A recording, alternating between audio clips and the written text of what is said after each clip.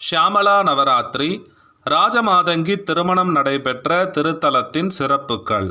திருநாங்கூரில் உள்ள மதங்காசிரமத்தில் மதங்க முனிவருக்கு மகளாக தோன்றி மாதங்கி என்ற பெயருடன் திருவெண்காடரை நோக்கி தவமிருந்து அவரையே தன் கணவராக பெற்றார் என்கிறது பாத்ம புராணம்.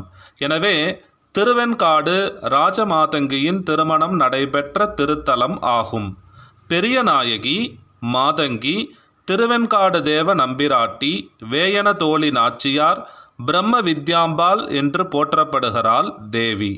தேவியின் சக்தி பீடங்களில் இதுவும் ஒன்று. வெளிப்பிரகாரத்தின் வடமேற்கு மூலையில் அம்பாள் தனி கோவிலில் கிழக்கு நோக்கி நின்ற திருக்கோலத்துடன் 4 திருக்கரங்களுடன் பேரழகு தரிசனம் தருகிறாள். இவ்வூர் சங்கல்பத்தில் பிரம்ம ஸ்மசானம் என்று சொல்லப்படுகிறது. அதாவது பிரம்ம சமாதி அம்பிகை கோயிலுக்கு வடபால் உள்ளது. இது எண்ணிலி இந்திரர் எத்தனையோ பிரமர்களும் மண்மிசை மால்பலர் மாண்டர் 100 கோடி பிரமர்கள் நொந்தினார் என்ற கணக்கில் இறந்தவர்களுடைய ஈம சுடலை ஆகும். அதாவது இது மயான ஸ்தலம். இங்கு செய்யப்படும் தானம், மந்திர ஜபம் பல மடங்கு பலன்களை கொடுக்கிறது. அனைத்து வித்தைகளுக்கு மூல தேவதையான மாதங்கி தேவி பிரம்மனுக்கு வித்தையை கற்பித்ததால் இவள் பிரம்ம வித்யாம்பிகை ஆகிறாள். இன்றும் மாசி மாதம் நடைபெறும் பிரம்மோற்சவத்தின் 4ஆம் நாள் இந்திரன் வேண்டுகோளுக்கு இசைந்து அவனால் செய்வித்த பல்லக்கில் எழுந்தருளி மதங்காசிரமமாகிய திருநாங்கூரைச் சேர்ந்த மாத்திரத்தில் மதங்கேசர் எதிர்கொண்டு அழைக்கும் வைபவம் நடைபெறுகிறது.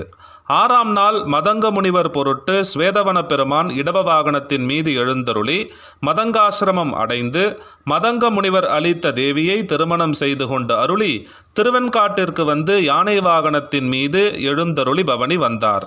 அன்னையின் எதிரிலேயே சந்திர தீர்த்தமும் அருகிலேயே வித்தைகளுக்கு அதிபதியான புத பகவானும் தனி சன்னதியில் எழுந்தருளி உள்ளனர். அம்பாள் சன்னதி வலம் வரும்போது பிள்ளை இடுக்கி அம்மன் சன்னதி உள்ளது. திருஞான சம்பந்தர் இவ்வூர் எல்லை வர மணலெல்லாம் சிவலிங்கமாய் தெரிந்ததால் அங்கிருந்து பாட இறைவி அவர் பாதம் படாமல் இருக்க அக்குழந்தையை இடுப்பில் தாயாக இருந்து சுமந்து வந்த வடிவம் இது. காசிக்கு சமமான தலம். 3 குளங்களிலும் தம்பதியர்கள் நீராடி சுவாமி அம்பாளை வணங்கி ஓர் இரவு திருவேண்காட்டிலேயே தங்கி வழிபட குழந்தை பாக்கியம் கிடைக்கிறது. இந்த ஷியாமளா நவராத்திரி நன்னாளில் தேவி உபாசகர்கள் அவசியம் சென்று மாதங்கியை வழிபட வேண்டிய திருத்தலம் இது. 8 திருக்கரங்களுடன் அமர்ந்த கோலத்தில் காட்சி தரும் ஸ்வேதவன காளியும் 8 திருக்கரங்களுடன் பட்டீஸ்வரம் போன்று அழகு ததும்பும் திருக்கரங்களுடன் காட்சி தரும் துர்கா